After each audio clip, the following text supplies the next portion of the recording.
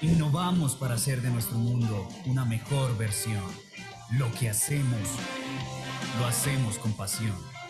Sin excusas, sin prejuicios, ni límites. Alimentamos nuestro espíritu porque creemos. No estudiamos por un título, estudiamos por el país que queremos y nos merecemos. Y si sientes que te faltará algo, no, aquí no te faltará nada. Pase lo que pase, no nos detenemos. Estamos conectados y en todas partes. Compromiso es una palabra grande, pero en la Santoto Tunja nada nos queda grande. Por eso no vamos a parar hasta que tus sueños dejen de ser sueños y se conviertan en una realidad. Por esto y más, soy Santoto. Muy buenas tardes para todos. Muchas gracias por la participación. A quienes nos están viendo por Facebook Live, muchas gracias por acompañarnos en la tarde de hoy.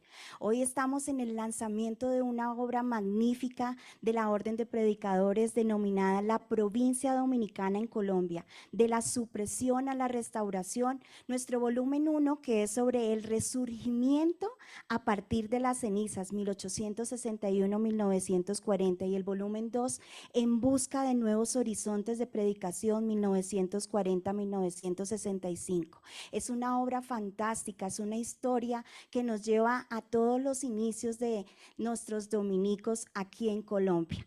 Quiero darle la palabra a nuestro rector de la seccional de la Universidad Santo Tomás, Fray Álvaro José Arango Restrepo, para que nos dé un saludo y una invitación a quienes nos acompañan en la tarde de hoy.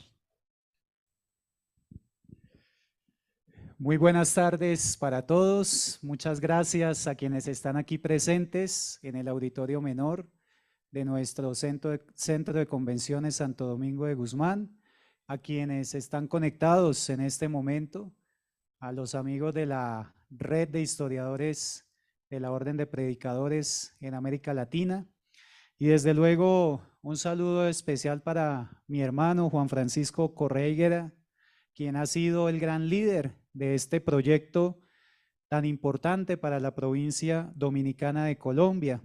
Saludo de manera muy especial también a mi gran amigo David Orique, allí en Providence College, y por supuesto a Cynthia Folker, con quien tuve el gusto de conocer precisamente allí en este encuentro de historiadores en Providence. Esta obra que hoy estamos presentando, pues es de mucha importancia para todos nosotros que hacemos parte de la familia dominicana. Son 2 tomos que nos van a introducir en momentos históricos muy importantes en los que los dominicos con gran tenacidad lograron superar esa exclaustración que sufrieron muchas órdenes religiosas aquí en Colombia. Y vamos a darnos cuenta también en ese resurgimiento a partir de las cenizas, cómo los dominicos, actuando de manera contundente en lo que tenía que ver con el entorno electoral de principios del siglo XX, lograron ir consolidando lo que hoy conocemos como la provincia San Luis Bertrán de Colombia. En el segundo tomo, cuando se habla de En busca de nuevos horizontes de predicación, hay un capítulo que nos interesa mucho a todos como familia tomasina, y es el proceso de restauración de la Universidad Santo Tomás. Sabemos que la Universidad Santo Tomás es el primer claustro universitario de Colombia, pero que después de algunos siglos, precisamente con esa exclaustración, dejó de funcionar, y fue hasta mediados del siglo pasado cuando comienza realmente ese proceso de restauración de nuestra universidad. La Santoto Tunja celebra con gran alegría esta obra que hoy presentamos a todos ustedes con la provincia dominicana de Colombia, y les invitamos a todos a leerla, a degustarla y a hacerse partícipes también de esta maravillosa historia de nosotros los dominicos en Colombia. Sean todos bienvenidos y muchas gracias. Padre Álvaro José Arango, muchísimas gracias por la presentación y el darnos algo, un tinte muy interesante sobre ese trabajo tan hermoso que ustedes han realizado aquí en Colombia. Pues es muy importante para nosotros también el saber quiénes son nuestros protagonistas. ¿Por qué protagonistas? Porque son quienes han hecho este trabajo tan hermoso, esa investigación de varios años, y son los autores. Los autores de estos libros fueron el padre Carlos Mario Alzate Montes, Fabián Leonardo Benavides, Juan Francisco Correa Higuera, Andrés Mauricio Escobar Higuera y Andrés Mauricio Escobar Herrera. Sí, son nuestros autores, quienes hay, lastimosamente, dos de ellos no nos pueden acompañar en la tarde de hoy, pero sí nos acompaña nuestro líder y hoy nuestro moderador, David Sáenz Guerrero, quien pertenece como líder de la Red de Pensamiento Dominicano Tomista, nos va a acompañar y nos va a llevar, ¿sí?, en torno a este trabajo investigativo de los protagonistas de este libro. Entonces, David, te doy la palabra. Muchas gracias a todos por la presencia que hacen hoy en el lanzamiento de esta obra. Desde el espíritu de las humanidades, nosotros creemos que cada vez que hay un lanzamiento de un libro, es también el nacimiento de una nueva posibilidad. ¿Y cuál es la posibilidad que creemos que se nos abre en esta tarde con el lanzamiento de estos libros? Es que gracias a la lectura y gracias a los libros podemos de cierta manera viajar en el tiempo y reconstruir una época pasada, reconstruir un pasado que es muy importante para nosotros. Hoy todos estamos aquí en esta universidad, en este edificio que se llama Santo Domingo. Sin embargo, a veces creemos que un edificio, así como su historia, es la mera apariencia. Estos libros nos permiten a nosotros ir más allá de la apariencia, nos permite encontrar un tanto la sustancia de lo que fue ese siglo XIX y ese siglo XX para los dominicos en Colombia. Muchos de ustedes dirán, pero yo ¿por qué quisiera saber de la historia de los dominicos en Colombia? Si yo no soy dominico, puede que eso le interese a las monjas dominicas o a los frailes dominicos. ¿Por qué nos ha de interesar? Porque juega un papel muy importante, no solamente en la historia de la iglesia, sino también en la historia del país. Y en estos dos libros, en este libro que se encuentra dividido en dos volúmenes, nosotros vamos a encontrar algo muy importante, y es que la historia es compleja. Ahí van a encontrar, por ejemplo, esa lucha del Estado moderno por consolidar una sociedad que sea totalmente laica y por borrar de cierta manera los vestigios que quedaron de otra época, de una época que querían ser superada. Van a encontrar a unos frailes que abogaron por la independencia, pero también van a encontrar a unos frailes que se encontraron con ese proyecto movilizador del siglo XIX, de 1821 a 1861. Van a encontrar muchas cosas. Entonces, para nosotros es una invitación que le hacemos a ustedes muy importante para leer estos libros, para conocerlos, para pensarlos. En estos libros no solamente ustedes encontrarán la historia de los frailes en el siglo XIX y en el siglo XX, sino que ustedes también encontrarán muchas experiencias que son fruto del trabajo en los archivos. Estos textos fueron construidos a partir de una investigación muy sólida, muy trabajada, a partir de los archivos de la provincia, de archivos en Francia. Entonces, una invitación muy grande a leerlos. Les contaré cómo va a ser la metodología de esta tarde. En primer lugar, vamos a escuchar a algunos de nuestros invitados hablar acerca de su impresión de los libros. Cada una de estas intervenciones nos va a ayudar a nosotros a adentrarnos un tanto en el tema que ellos trabajan. Entonces, la primera intervención que vamos a tener es la de Fray Juan Francisco Correa Higuera, quien ha sido el coordinador de este trabajo que hoy tenemos enfrente. Entonces, me permito leer un tanto el currículum vitae de Fray Juan Francisco Correa Higuera. Él estudió filosofía y teología en la Universidad Santo Tomás y en la Universidad Pontificia Bolivariana en Colombia. Tras un ejercicio docente en la Universidad Santo Tomás y en la Universidad de Boyacá, se tituló como Magíster en Historia en la Universidad de París IV Sorbona y Magíster en Teología, especialidad Historia de la Iglesia en el Instituto Católico de París. Sus investigaciones se han centrado principalmente en la Orden de Predicadores y su proceso de restauración en la época contemporánea, trabajando particularmente las redes e intercambios religiosos entre Francia y Colombia. Algunos resultados parciales de sus investigaciones han visto la luz en publicaciones y revistas en español, francés, inglés y neerlandés. Actualmente prepara su disertación doctoral.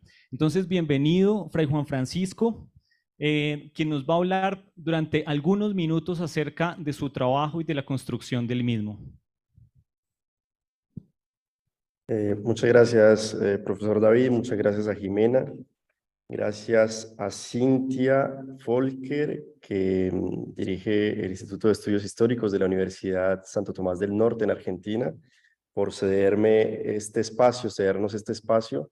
Es un espacio mensual de encuentro de historiadores, y en este mes de noviembre hemos querido consagrar este encuentro a la presentación de este libro. Gracias a David Orique de Providence College por también acompañarnos y por haber leído los libros, a Fray Álvaro, a la Universidad en Tunja, y finalmente a Fabián Benavides, a Andrés Escobar, a Fray Carlos Mario, por haber acompañado este trabajo. Misterio. Con esta palabra, únicamente esta palabra se podría definir la tarea de muchas instituciones, así como la identidad de obras de arte, de personas y de algunos lugares. ¿Quién no ha sido tentado por la misteriosa personalidad de alguien más? ¿Quién no se ha aventurado a descubrir algún lugar misterioso, desde una casa abandonada hasta un espacio geográfico de difícil acceso, pero de belleza singular? Muchos de nosotros nos dejamos atraer por lo misterioso. Ello explica que una pintura misteriosa, excúsenme la repetición, como la de la Mona Lisa, sea la obra que atrae más visitantes en el mundo entero, para someterlos a un mensaje que la mayoría no logra descifrar. A pesar de ello, la fila de visitantes que esperan para verla no mengua.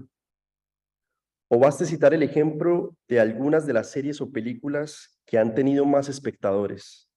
En su mayoría se trata de producciones audiovisuales que proponen, con suspenso, el descubrimiento de algo enigmático, que se trate de un crimen famoso o múltiple, del contacto con otros universos por medio de portales intergalácticos, o de la victoria lograda in extremis en algún campo de batalla. Sin embargo, el misterio no tiene que ser siempre algo espectacular o histriónico, como tal vez nos lo muestran las pantallas que frecuentamos. Hay misterios más cercanos a nuestra realidad, como la complejidad de nuestro conflicto local, o incluso la complejidad de nuestros comportamientos, de nuestros recuerdos y de nuestras ideas. Con la obra que hemos preparado a 8 manos, queremos aportar algo a la exploración de una realidad misteriosa, o en términos más propios de la investigación universitaria, de una realidad compleja. El cambio de registro de lo misterioso a lo complejo no es involuntario, pero tampoco es irreversible. Es verdad, los cánones del rigor metodológico nos exigen que, al abordar un objeto como la historia de la provincia dominicana de Colombia, en su siglo de la Restauración, lo hagamos con la gramática validada por la comunidad científica a la cual nos afiliamos. Por ello, recurrimos al calificativo de complejidad. Sin embargo, en nombre del mismo rigor, no podemos sino reconocer que el proceso histórico al cual nos atacamos no puede limitarse a la descripción de eventos y de líneas de tiempo, sino que debe escarbar más en profundidad para identificar los problemas que allí se desarrollan y para dilucidar los contextos en los que se entrelazan fuerzas de índoles diversas. Por eso, al hablar de el tema de investigación como algo revestido de misterio, no pretendemos ridiculizar el oficio del historiador. Nos referimos, en cambio, a la interdicción de realizar simplificaciones burdas que no respeten la complejidad de los procesos humanos, en el caso que nos ocupa, aquel de la restauración de la provincia. Dentro de este proceso, hemos querido explorar también el desarrollo y la continua redefinición de la identidad dominicana local, a veces aproximada como una realidad monolítica, uniforme y eminentemente abstracta.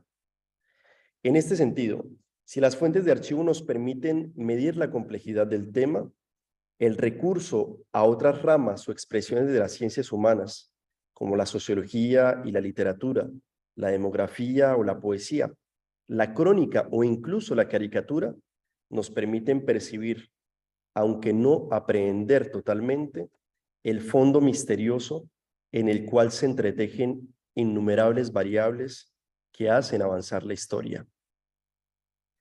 Por otra parte, también se hace referencia a la imposibilidad de totalizar la historia que queremos contar, porque la obra que presentamos no escapa a una limitación que le es connatural, la fragmentariedad de las fuentes, que solo permite acceder a una región limitada de la historia. En otras palabras, podemos con rigor metodológico conocer una parte de esa historia, pero no se podrá aspirar a una historia total o ya conclusa sobre el periodo que se estudia en el presente texto. La otra porción de la historia, seguramente más grande, se nos escapa de las manos, ya que no podemos estudiarla, faltos de herramientas para ello. Por tal razón, ella quedará bajo el imperio de lo secreto y lo desconocido. Por eso les anuncio de una vez, si bien los 2 volúmenes de la obra que hoy presentamos llevan por subtítulos El resurgimiento a partir de las cenizas, 1861-1940, y En busca de nuevos horizontes de predicación, 1940-1965, no quiere decir que se vaya a contar alguna historia mítica o una novela de largo vuelo, aquello que se ha llamado en la literatura una novela río. Esto, a pesar de que, como algunos tal vez lo hayan notado, los subtítulos hagan eco respectivamente a los relatos del ave fénix o a la obra insigne de Proust. No quiero con ello desanimar la lectura de la obra, solamente quiero prevenirlos para evitar posibles decepciones. En todo caso, misterio no falta a esta obra. Al abordar el siglo de la restauración de nuestra provincia dominicana, que a mi modo de ver empieza en 1881 y termina en 1965, hemos querido atacarnos a varias preguntas sobre la identidad de los dominicos en dicho periodo. Y lo que me parece aún más importante, hemos querido cuestionar por etapas los momentos históricos que hacen parte de este siglo de la restauración y que han aportado progresivamente elementos de redefinición de la identidad dominicana en el país. Al acercarnos a dichas etapas, aparecen no solamente hábitos blanquinegros, lo que sería impropio de una investigación que se quiera verdaderamente histórica. También aparecen en escena hombres y mujeres de la política y de la academia, de la iglesia y del mundo, propios y extraños. Será interesante ver en un mismo relato personajes como Tomás Cipriano de Mosquera, aquel presidente radical, o a Nicolasa Nieto Ojeda, terciaria que sirve en el antiguo templo de Santo Domingo de la capital de la República y de quien se decía hacía parte del inventario de su sacristía. Nombres insignes se cruzan con otros menos conocidos, así como los lugares de mayor o menor relieve se codean en un mismo texto. Son 9 capítulos los que van a marcar el ritmo de la lectura de la obra, cada uno acompañado de imágenes que ayudan a ilustrar la historia que allí se contiene. Y con aún más protagonismo aparecen los archivos, aquella materia prima de la que se sirve el historiador en su trabajo de búsqueda, de interpretación y de escritura. De hecho, la riqueza de los textos que hoy presentamos radica en la explotación de archivos que ello ha implicado. Estos son aproximados directa o indirectamente, según lo ha considerado mejor cada uno de los autores, bajo sus premisas metodológicas y sus costumbres. Pero ahí están los archivos, algunos citados in extenso, otros referenciados simplemente, pero todos sirviendo para apoyar la construcción de un relato coherente y provisto de sentido. Además, se ha querido presentar una numerosa transcripción de fuentes, de tal manera que el lector pueda, por sí mismo, acercarse a estos vestigios de la historia. Ojalá también le sirvan para crearse su propio criterio sobre la época estudiada y, siendo más ambiciosos, para que suscite una reacción y, ¿por qué no?, incluso otro ejercicio investigativo sobre el tema. Por otra parte, me parece importante resaltar dos elementos claves de la tarea de la historiografía. Por un lado, el historiador, pero también los productores de los archivos, hacen una lectura del pasado que no es total. Esta lectura, de hecho, se hace con las lentes que cada uno posee. Me refiero al bagaje cultural y profesional propio, a las herramientas propias de la disciplina histórica de las que dispone cada uno, y sin lugar a dudas, a los valores y opciones que cada uno ha logrado cultivar en su propio jardín, según las palabras de Cándido, el optimista de Voltaire. Todo ello no libera al relato histórico de una carga de subjetivismo inevitable, y en algunos casos, de interpretaciones que, según el filósofo Paul Ricoeur, pueden ser catalogadas en el orden de la ideología. Para comprender dicha limitación, es importante aclarar que todo texto, incluso el texto histórico, porta en sí mismo una parte de ficción, la cual se ubica a su vez más en el orden del enigma que de la mentira, más en el orden del misterio que de la falsificación. De esta construcción narrativa enigmática, no solo la que presentamos hoy, sino la que está contenida en el patrimonio archivístico y bibliográfico de la Orden Dominicana en Colombia, ha surgido progresivamente una identidad colectiva de la que muchos de los que aquí estamos presentes somos testigos. Los relatos que estudiamos, que leemos, que nos son contados, no son textos inertes ni estériles. Todo lo contrario, en cada libro hay un grano de verdad que termina siendo parte incluso, que termina siendo parte de lo que somos nosotros, incluso si no somos conscientes de ello. Entonces, ¿qué hacer con estas historias tan limitadas y fragmentarias como acabo de decirlo? En vez de servirnos de ellas al modo de unas magistre vitae, maestras de vida, de las cuales sacar una lección moral o un manifiesto político, podemos acercarnos a ellas para medir su verdadera dimensión, la de permitirnos imaginar y comprender lo que hemos sido y lo que somos, y acometer una tarea mayor, escribir lo que queremos ser, tarea entregada a nuestro arbitrio. Porque la historia, en efecto, no se ocupa solo del pasado, incluso si la disciplina histórica no puede hablarnos sino de aquello que ya ha quedado atrás. Paradójicamente, al hablar de historia es legítimo, aún más, es necesario plantearse la pregunta por el futuro. Esa es una de las consecuencias más prácticas y coherentes de la lectura de una obra histórica. Ricoeur, de nuevo, nos dice que el poder de la historia, en lugar de aplastarnos, nos exalta, porque ella es nuestra obra, incluso en la ignorancia de nuestro quehacer. Así, ante un pasado que se nos escurre de las manos, no solo por las limitaciones que hay al momento de aproximarlo, sino por las lecturas ideológicas que pueden surgir, es necesario oponer una lectura crítica que dé paso a la utopía. Ella es el futuro entregado a nuestro arbitrio. Es del futuro proyectado y deseado de donde nacen las verdaderas escatologías. Se llaman utopías. Son las que dibujan a merced del quehacer humano el horizonte de espera. Son las que dan las verdaderas lecciones de la historia, aquellas que enseña desde ahora, el futuro entregado a nuestras manos. Me permito repasar de manera muy rápida la estructura de la obra. El resurgimiento a partir de las cenizas 1861-1940. Con este subtítulo hemos querido llamar el primer volumen de la obra colectiva sobre la provincia dominicana de Colombia, en su periodo de la supresión a la restauración. Es verdad que la provincia, como la mítica ave fénix, resurge de lo que quedó, luego del incendio metafórico de la supresión de las órdenes en 1861.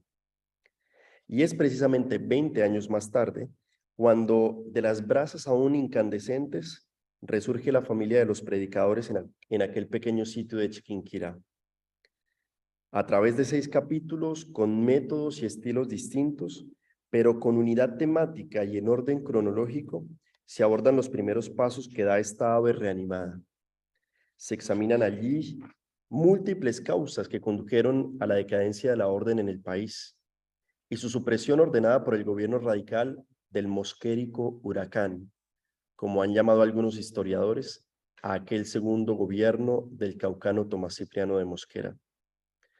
También merece un ejercicio investigativo el destino de los religiosos durante los 20 años del destierro, para enseguida acercarnos a las primeras etapas del proceso de restauración, junto a un juicioso estudio jurídico-social de dicha empresa.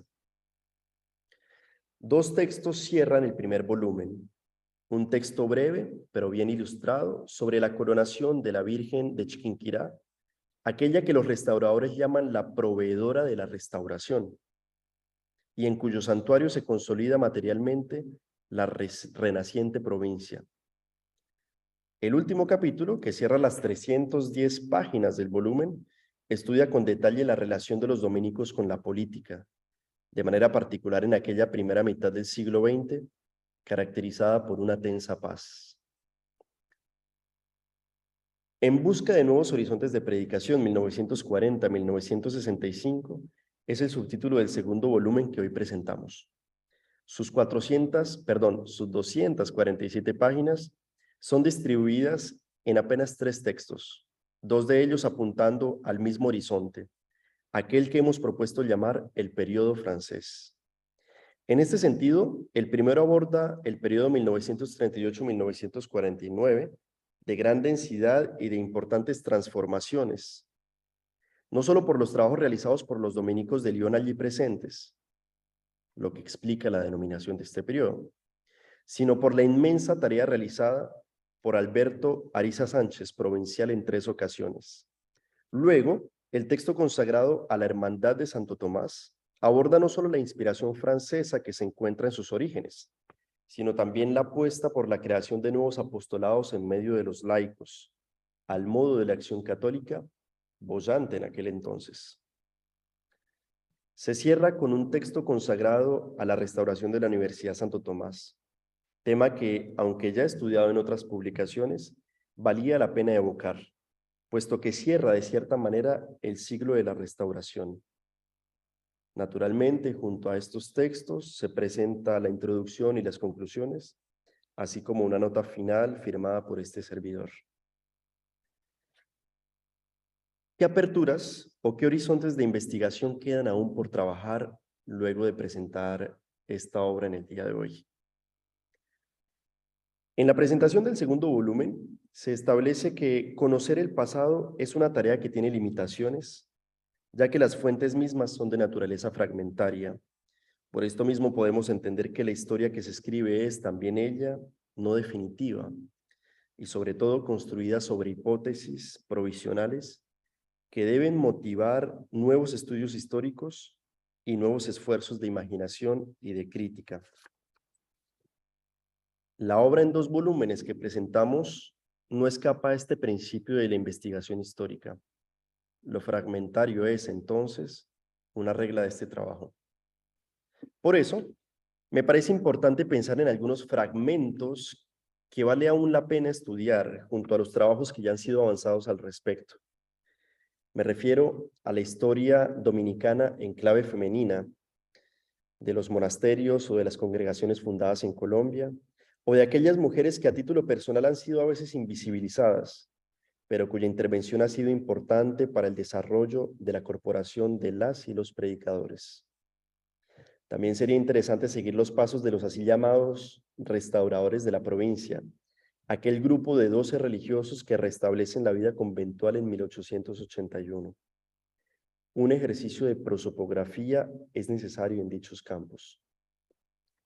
Habrá que seguir profundizando las relaciones entre la orden y la política, o entre los dominicos y los desarrollos filosóficos y teológicos del siglo XX, o incluso su relación con proyectos educativos, como aquellos que aparecieron en número importante durante la exclaustración.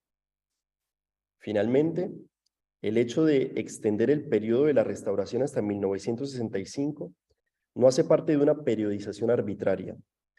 No solamente los actores de esta historia hablan durante todo este periodo de un proceso de restauración no concluso y que se extiende durante 86 años. Dicho proceso no es coronado hasta que no se recupera la bipolaridad apostólica de la provincia, con la restauración de la universidad en 1965.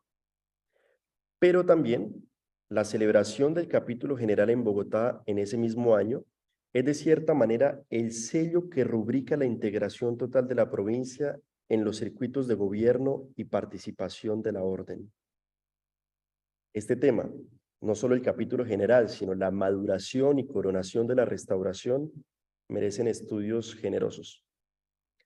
Por mi parte, me he empeñado en la comprensión teológica e histórica de la restauración de la provincia en sus diferentes etapas, de sus intercambios a nivel local e internacional, y sobre cómo se ha construido su identidad narrativa colectiva a partir de la bipolaridad de la misión dominicana en el país, sobre todo en el campo de la religiosidad popular y en aquel de la educación primaria, secundaria y universitaria.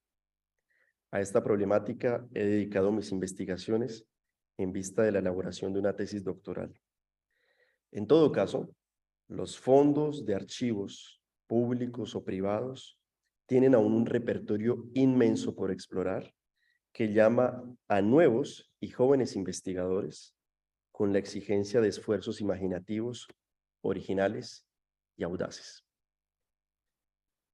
Finalmente, agradezco a los investigadores que han hecho posible este trabajo sobre la historia contemporánea de nuestra provincia y sobre su proceso de restauración en el periodo 1881-1965. Este fue posible con el apoyo y la financiación de la provincia de San Luis Bertrán de Colombia, en cabeza de Fray Diego Orlando Serna Salazar, su provincial, que está presente en la sala, y de los miembros del Consejo de Provincia. Un reconocimiento especial también al archivero de provincia, Fray Javier Incapié, y a su equipo de trabajo, del mismo modo que a la Universidad Santo Tomás de Bogotá y de Tunja, cuyos equipos editoriales aseguraron respectivamente la evaluación académica y la edición e impresión del producto de investigación. Por ello merecen especial reconocimiento sus directivos y colaboradores.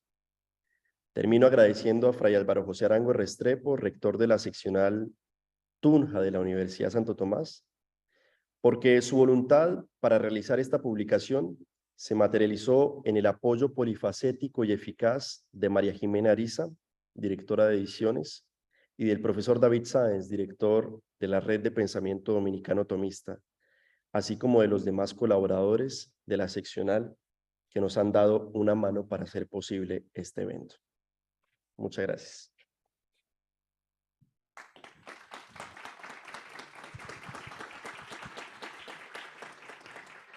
Después de escuchar a Fray Juan Francisco, indudablemente son muchas las preguntas que seguramente nos quedan y también algunas posibles conversaciones que tendremos con el libro, porque con los libros uno conversa. Decía Quintiliano hace 2000 años que los libros hacen los labios y gracias a los libros tenemos la capacidad también de hablar y de encontrarnos con los otros. Aunque creamos que la experiencia de leer es una experiencia individual, es una experiencia comunitaria, porque nos dan palabras para comunicarnos con los demás. Asimismo, en los libros y en la historia se encuentra la memoria y sin la memoria no habría dignidad humana. Por eso es tan importante la historia, porque sin la historia podrían convencernos de que somos esclavos. Muy bien, muchas gracias a Fray Juan Francisco por esa disertación y continuamos con la segunda disertación muy corta que se va a transmitir a través de un video. Pero antes nos permitimos leer el currículum vitae del historiador. Bueno, pues otro de nuestros autores también muy importante es Andrés Mauricio Escobar Herrera, historiador de la Universidad Nacional de Colombia, de la sede de Bogotá, magíster en Memoria y Crítica de la Educación de la Universidad de Alcalá de Henares y Universidad Nacional de Educación a Distancia de España. Se ha desempeñado como docente e investigador en las líneas de Historia Social de la Iglesia, Historia de las Prácticas Pedagógicas e Historia de las Enfermedades en Colombia. Es autor de diversos artículos y capítulos de libro en el campo de la historia. Pues entonces escuchemos ese comentario tan bello del trabajo realizado.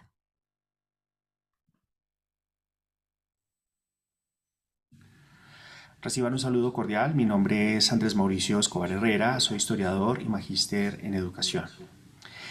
En esta primera entrega de la colección conmemorativa de los 500 años de presencia de la Orden de Predicadores en Colombia, participé como autor de 2 capítulos. Para el tomo 1 escribí el capítulo 6, que va de la página 221 a la 287, el cual se titula Los dominicos y la política. Y para el tomo 2 elaboré el capítulo 8 titulado La Hermandad de Santo Tomás, una experiencia de la Orden Tercera Dominicana desde la intelectualidad, que va de la página 139 a la 205. En el primer caso, tal como lo indica su título, me interesó profundizar en la explicación de las posiciones y las relaciones de los frailes frente a la realidad política durante la primera mitad del siglo XX. En este sentido, fue evidente la actitud antiliberal que mantuvo la comunidad durante este periodo, actitud que era heredada en parte de las conflictivas relaciones que mantuvo con los gobiernos liberales de mediados del siglo XIX, pero que también estuvo modulada por las directivas de la Iglesia. Por otro lado, las lecturas y acciones políticas de los dominicos estuvieron sujetas al devenir de la propia situación del país. El antiliberalismo dominicano llevó a los frailes a ocupar diversos roles en la compleja relación entre gobierno y oposición. De esta manera, fenómenos como el fuerte bipartidismo que regía por entonces las relaciones sociales en Colombia, las aspiraciones hegemónicas de nuestros partidos tradicionales, los ciclos de alianzas y rupturas entre ellos, el sectarismo y la violencia política, llevaron a los frailes a ser percibidos en extremos que iban del beneplácito a la sospecha. Como en toda comunidad humana, las prácticas políticas de los religiosos no estaban regidas por un único modelo, pues a la par de las figuras más militantes, generalmente más visibles por sus dignidades o por sus pronunciamientos públicos y sus escritos, estaban sectores más moderados, algunos incluso apáticos. En el caso del capítulo sobre la experiencia de los terciarios profesionales de la Hermandad de Santo Tomás, se ahonda en la caracterización de este modelo de redefinición del papel de los seglares, iniciativa que fue uno de los legados del proyecto reformador adelantado por los frailes de Lyon en la provincia de Colombia. Los avatares propios del convulso panorama sociopolítico del país a mediados del siglo XX llevó la militancia religiosa de estos terciarios a interpretar la realidad nacional para tratar de modificarla, pero anteponiendo siempre un profundo respeto por la jerarquía eclesiástica y por el ordenamiento jurídico. Como sus hermanos de la Orden Primera, los terciarios fueron confrontados por los pulsos de la esfera política. Sin embargo, a diferencia de las agrupaciones análogas en América Latina, en esta Orden Tercera, organizada alrededor de la promoción de la revista y el movimiento Testimonio, no se trasegó hacia la configuración partidista, sino que su apostolado fue del orden intelectual y sus integrantes se convirtieron en notables consultores sobre diversos temas y coyunturas, destacándose, entre otras, sus posiciones frente al fenómeno de la violencia, la expansión comunista o la dictadura de Gustavo Rojas Pinilla. Entre las fuentes utilizadas en estas 2 partes de la investigación, destaco la colección epistolar que se conserva en el Archivo Provincial, conformada por una nutrida correspondencia entre los religiosos y diferentes personajes del orden político y eclesiástico. También los libros de crónicas, pues en estos registros de la cotidianidad, aunque un poco telegráficos ciertamente, se recogen de todos modos las impresiones y las conductas de los frailes frente a cada momento histórico. Finalmente, el fondo hemerográfico, conformado por diversas publicaciones en cuyas editoriales y notas afloran posiciones y se registran hechos que definieron el devenir de la comunidad. A mi modo de ver, una de las principales aperturas o provocaciones para futuras indagaciones es precisamente el estudio más reposado, amplio y sistemático de los libros conventuales y de los órganos de divulgación desarrollados por la provincia, ya no solamente a modo de inventario o catálogo, que son importantes sin duda, sino desentrañando las motivaciones, los estilos y las fuentes de esta producción escrita. Muchas gracias.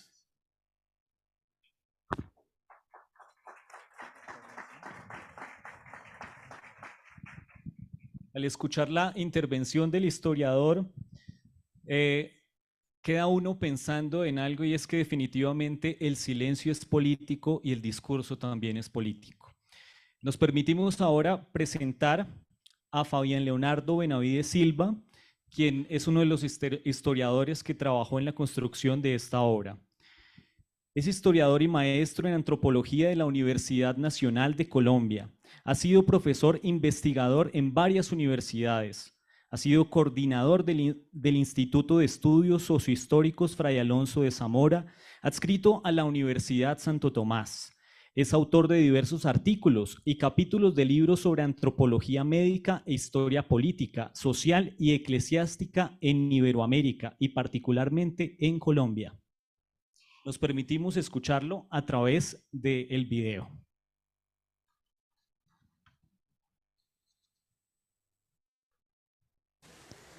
Cordial y fraterno saludo, mi nombre es Fabián Leonardo Benavides y tuve la oportunidad de participar en la elaboración de la historia de la provincia de San Luis Beltrán en los dos tomos que se publicaron recientemente. En el primero de ellos, El resurgimiento a partir de las cenizas, participé en las dos primeras partes. En un inicio hice una contextualización del periodo independentista y la participación de la orden en dicho proceso, así como la consolidación del nuevo régimen republicano y las posteriores leyes que trajeron la supresión y expropiación de los bienes de las órdenes conventuales.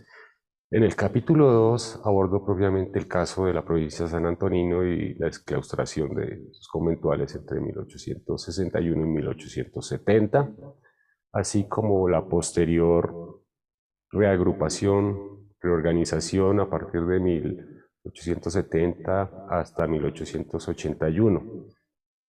En la segunda parte abordo la apertura del noviciado, la reorganización de los conventos, tanto material como canónica, y el empleo de la historia en las dos primeras generaciones de frailes como una forma de reforzar su sentido de pertenencia e identidad dominicana. Estas dos primeras partes van de la página 31 a la 193. Finalmente, en coautoría con el padre Carlos Mario, en el capítulo 5, nos centramos en el magno evento de coronación de la Virgen de Nuestra Señora de Chiquinquirá a comienzos del siglo XX, su peregrinación hasta Bogotá, el evento en la Plaza de Bolívar y el regreso a Chiquinquirá. Hay una sección en esta primera parte de anexos de la página 289 a la página 310 de transcripción de documentos históricos, la mayoría de ellos de la orden de predicadores y otros de orden estatal, que transcribí con el fin de promover su difusión entre los investigadores. En el tomo 2 tuve ya una modesta participación en el capítulo 9, en coautoría con Andrés Escobar, sobre la reapertura de la Universidad Santo Tomás, que va de la página 207 a la 220, en la cual ilustramos los dos procesos fallidos de reapertura hasta el tercero que tuvo lugar en 1965 y que trajo efectivamente la reapertura de la universidad. En todo este proceso nos basamos fundamentalmente en el Archivo Histórico de Provincia, las fuentes documentales que reposan ahí, en el Archivo Histórico de la Universidad Santo Tomás, algunos archivos regionales como el de Tunja o Cauca, en repositorios especializados como la Biblioteca Luis Ángel Arango y la Biblioteca Nacional. La conclusión principal, digamos, y el aporte fundamental, considero, es que la historiografía, por una influencia ideológica que no entramos a calificar, ha sido poco objetiva en ilustrar el periodo, el proceso de exclaustración de las órdenes conventuales, y prácticamente ha sido silenciado este proceso de la historia nacional. Entonces es necesario empezarlo a relevar por parte de los diferentes investigadores, y en nuestro caso con este modesto aporte. Gracias. Bueno, después de escuchar esta intervención, también hay una invitación especial a leer estos capítulos. Vamos a encontrar en ellos cosas que son para nosotros muy cercanas, como por ejemplo el santuario de Chiquinquirá, los viajes de la Virgen a Chiquinquirá, del cuadro de la Virgen a Bogotá, y vamos a encontrar muchas cosas que para nosotros son muy familiares. Ustedes van a encontrar en estos textos tal vez cosas que sus abuelos les narraban, y van a recordar momentos tal vez de la niñez ahí en la lectura de esos capítulos. Ahora nos permitimos presentar a la profesora Cynthia Folker. Ella es religiosa dominica, licenciada y profesora en Historia por la Universidad Católica Argentina. Obtuvo su doctorado en Historia en la Universidad de Barcelona. Es investigadora en el Instituto de Investigaciones Históricas, profesor Manuel García Soriano de la Universidad del Norte Santo Tomás de Aquino de Tucumán y directora de la revista Itinerantes de Historia y Religión. Es docente de la Cátedra de Historia del Catolicismo en América Latina, siglos XVI al XX, y del Seminario de Historia de las Mujeres en América Latina y el Caribe. Ha publicado libros sobre historia religiosa y artículos de su especialidad en diversas revistas científicas. Ha participado como expositora y organizadora en diversas jornadas académicas nacionales e internacionales y es miembro fundador de varias redes y asociaciones de estudios de la historia religiosa y de la Orden Dominicana.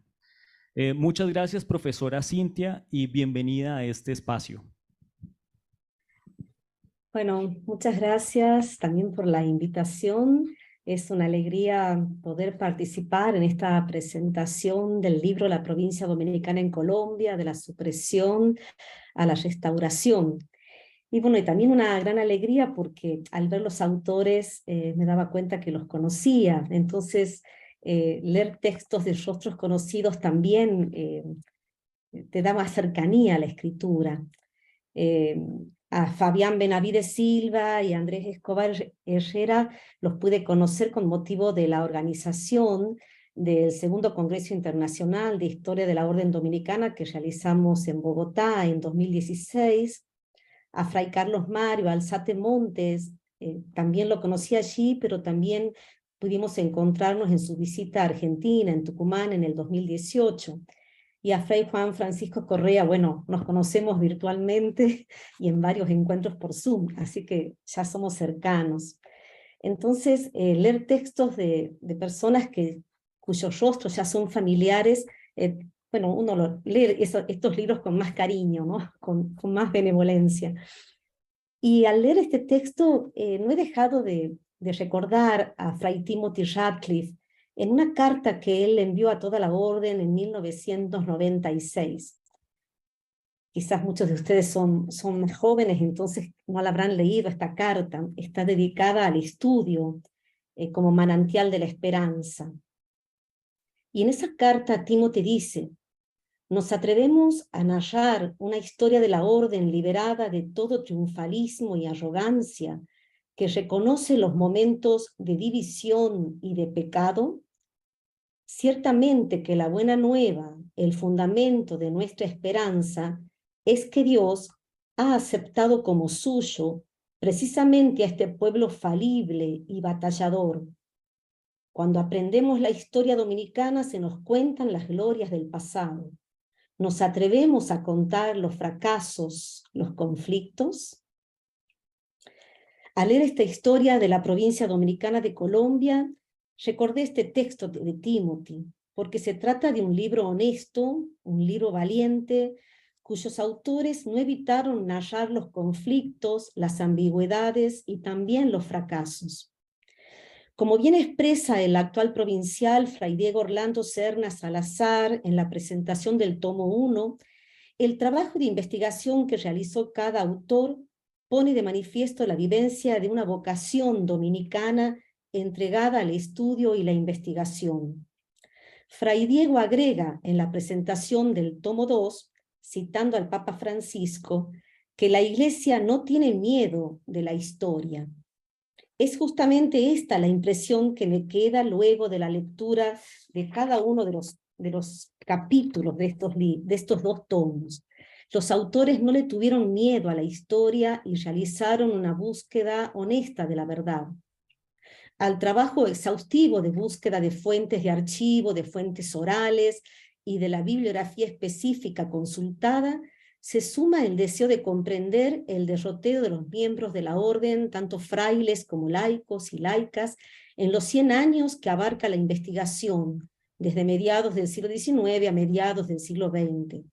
Para ello, los autores también hacen claras referencias al contexto político, social y económico en donde se sitúa la historia de la orden de predicadores. Me resultaron conmovedores los relatos de Buenaventura García Saavedra sobre su destierro en los tiempos del dictador Mosquera, y luego sus hazañas para restaurar los conventos de Chiquinquirá, Tunja y Bogotá, o la descripción de los sufrimientos de Bray Antonio Acero en su marcha hacia los llanos orientales y luego en su encarcelamiento. En este sentido es de ponderar que los análisis macro se combinan muy bien con los relatos de microhistoria, en donde las biografías emergen adquiriendo carta de ciudadanía en la escritura. Todo el libro expresa un juego de escalas, al decir de Jacques Revel, en donde como una suerte de zoom los autores nos llevan del análisis de las estructuras de fondo a las pinceladas biográficas que nos permiten pulsar los sentimientos de los protagonistas de la historia. Los autores buscaron comprender los fuertes procesos que se vivieron en tiempos de la exclaustración, la desamortización de bienes, los graves conflictos con el Estado, el exilio, la supresión, para luego explicar el proceso de restauración y ordenamiento jurídico de la provincia colombiana y la compleja etapa francesa de mediados del siglo XX. La referencia a la Tercera Orden Seglar en la conformación de la Hermandad Santo Tomás y del movimiento Testimonio nos permite abordar una experiencia de participación laical en la vocación intelectual de la orden y en el compromiso político como una manera renovada del apostolado laical. En este capítulo me llamó la atención también los esfuerzos de la Hermandad Santo Tomás por contactar con el movimiento de economía y humanismo y de invitarlo al padre Lebret para que llegue a Colombia, ¿no? También una mirada interpretativa aborda el compromiso político de los frailes y las posturas tomadas a lo largo del período en estudio respecto de los polos conservador, liberal, masónico o avanzado del siglo XX respecto a la violencia y el marxismo. Finalmente, la restauración de la USTA corona esta investigación realzando la importancia de la universidad en la consolidación de la vocación dominicana de la provincia. Este estudio tiene el propósito de indagar en las claves de la identidad dominicana como fue interpretada en Colombia en el período de estudio, que implicó profundas transformaciones en la definición y vivencia del carisma. Se analizan las tensiones que existieron entre diversas interpretaciones y vivencias del carisma dominicano y se ponen de manifiesto las polarizaciones entre una vida dominicana centrada en la liturgia y el canto gregoriano y la que gira en torno a la pastoral popular y sacramental entre los peregrinos del santuario de Chiquinquirá, la que prioriza la vida regular y los horarios como centro de la vida comunitaria, o la que prioriza los proyectos pastorales, intelectuales y el compromiso político, la docencia y las publicaciones. Algunas de estas antinomias se manifiestan en el análisis del periodo francés, que ha sido abordado con lucidez gracias a la riqueza de las fuentes encontradas y que arrojan nuevas pistas para comprender años conflictivos en torno a la definición de lo que es ser dominico en Colombia. La indagación de la reforma llevada a cabo por Lacordaire en Francia y las acentuaciones que luego se hicieron a partir de la restauración de la provincia de Lyon y el largo gobierno del padre Yandel, nos permite comprender más lúcidamente las tensiones vividas en Colombia durante la estadía de los frailes provenientes de la provincia de Lyon y las paradojas experimentadas en torno a la definición de lo que significa ser dominico.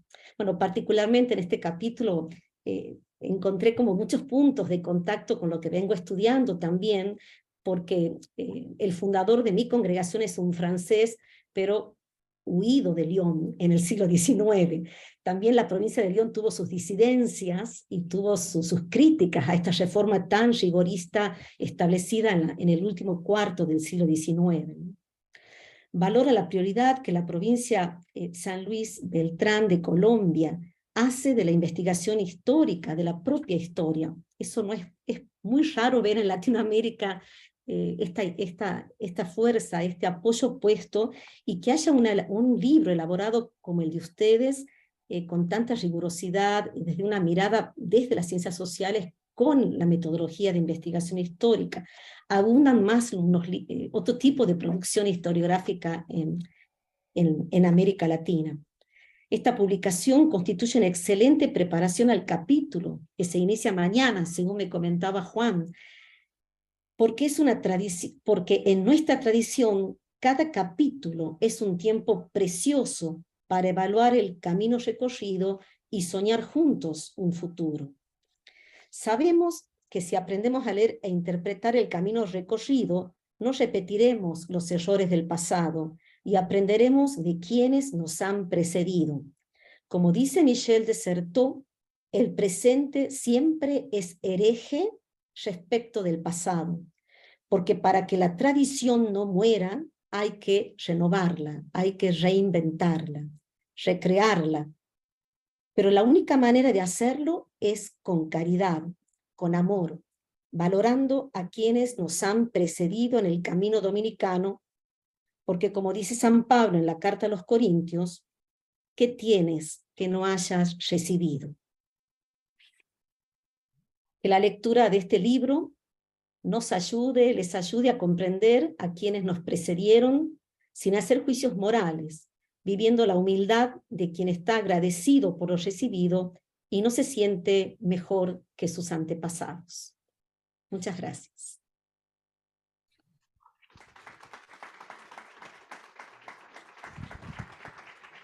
Profesora Cintia, muchas gracias. Son innumerables sus apreciaciones y son maravillosas para poder pensar algo muy importante a la hora de pensar la historia, y es que hay que ser críticos con ella. Y aunque este libro fue escrito por dominicos y por personas muy cercanas a la orden dominicana, hay un pensamiento crítico para analizar la historia. Y esas bellas palabras del Papa Francisco de no tenerle miedo a la historia, que la Iglesia no le tiene que tener miedo a la historia. Hay algo que menciona la profesora Cintia, y es las vivencias, por ejemplo, de Fray Buenaventura cuando estaba en el destierro. Quisiera leerles algo muy, muy corto que está en los diarios personales, en sus memorias personales de Fray Buenaventura García, lo que él narra estando en el destierro. Y miren lo que dice: me volví a encontrarme con mis compañeros de destierro que habían ido a San Juan de Arana, San Martín y Cabullaro, o quedarme como Robinson en esta soledad, donde sería víctima de alguna serpiente o de algún tigre, o lo más seguro de la fiebre, que acometiéndonos a todos sin medicinas ni asistencia de nadie, solo se hallarían nuestros esqueletos, porque ni puertas había para defendernos. Nuestra vida era un tormento. Al amanecer, rezábamos el divino oficio, mi compañero y yo. El almuerzo constaba de un platito de arroz claro o de ajiaco de yuca y una taza de café con plátano y carne frita. Nos ocupábamos en la traducción de alguna lección del santo del día o de la escritura, en la explanación de la doctrina para la cultura de mi alma. Es impresionante también ver en un hombre que está desterrado, que pese a eso no pierde su capacidad como intelectual de leer, de traducir, de hacer el oficio, de seguir con el espíritu de la vida dominicana, así estuviese lejos y desterrado. Entonces también una invitación a leer estos libros en donde uno encuentra tantas menciones a esas vivencias. Y continuamos con la intervención de Fray David Orique. Bueno, pues Fray David Thomas Orique es PhD de Providence College. Es profesor de Historia Mundial Colonial y Moderna de América Latina y del Atlántico Ibérico y director de Estudios Latinoamericanos y Latinos. Además de un doctorado en Historia, tiene una maestría en Teología, Historia y Literatura Española. Ha vivido, viajado y realizado investigaciones en España y Portugal, así como en otros países europeos, y realizado actividades de investigación en 19 países latinoamericanos. Hoy lo invitamos a este conversatorio precisamente porque es un crítico de la historia. Muchas gracias por tu participación, Fray David. Muchas gracias. Bueno, no sé si soy la última persona que va a presentar después de tantas aportaciones excelentes de los demás. Bueno, les mando saludos a todos y todas de los participantes de Providence College, la universidad hermana de la Tunja, de UNSTA de Tunja. Un saludo cordial también a Fray Álvaro, también el rector. Gracias por invitarme, en particular también a Fray Juan Francisco Correa Higuera. Muchas gracias. Y ofrecerles algunos comentarios para apoyar el esfuerzo académico de nuestro orden. Es decir, para promover los dominicos, hermanos y hermanas, los que tratan de traer a la iglesia y a otros nuestra tradición intelectual con otras perspectivas más allá de las bien representadas en las disciplinas de teología y filosofía. En particular, en este trabajo de investigación nos ofrece un esfuerzo histórico y colaborativo. Les propongo acercar la evaluación mía por una parte descriptiva y una analítica. Al respecto de la descriptiva, es un proyecto de 4 partes, de 2 tomos. El primero tomo, 312 páginas, es la provincia dominicana en Colombia, de la supresión a la restauración, el surgimiento a partir de las cenizas, 1861 y 1940. Hay autores de los varios capítulos y ya están bien mencionados en el libro, en el volumen. Los 6 capítulos, algunos escritos por un autor, otros en colaboración, tocan cronológica y temáticamente la orden en Colombia en el dicho periodo, en 1861 a 1940. En el segundo tomo, de 248 páginas, se titula La provincia dominicana en Colombia, de la supresión a la restauración, en busca de nuevos horizontes de predicación, 1940 y 1965. Son 3 autores de ese volumen.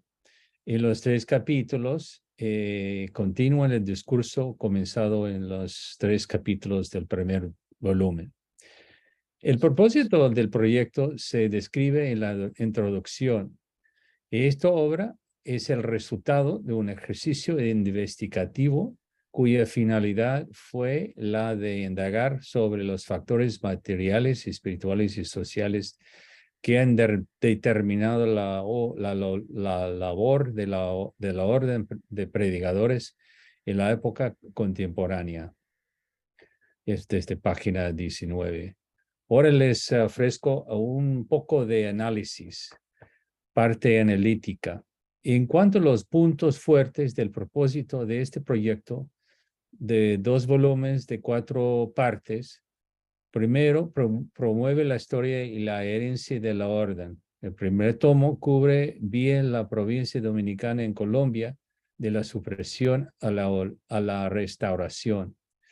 Su subtítulo, El surgimiento a partir de las cenizas, 1861-1940, se orienta por esta metáfora para que se sienta un poco el choque causado por la desamortización.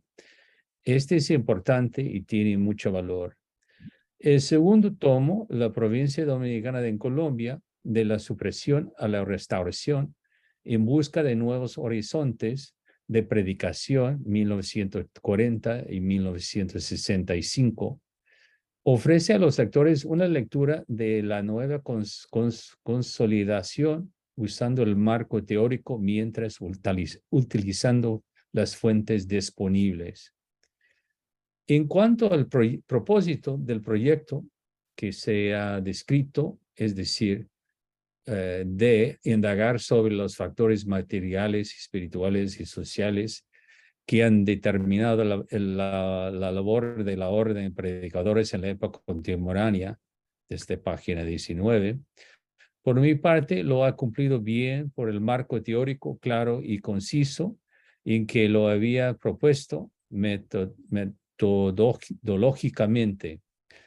A pesar de mi evaluación favorable de los 2 volúmenes, les ofrezco algunas ideas para reflexionar de lo que han hecho y de lo que quizás puedan considerar para ampliar o añadir en sus futuros esfuerzos.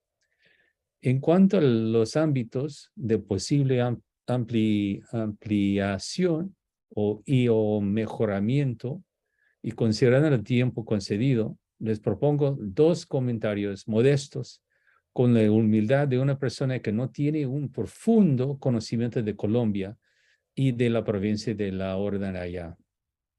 Primero, a mi ver, hubiera importante que habría incluido un capítulo breve, algo introductorio sobre la orden en Colombia antes de las fechas nombradas, es decir, la época colonial, del contacto a la conquista, asimismo tocando la guerra de independencia.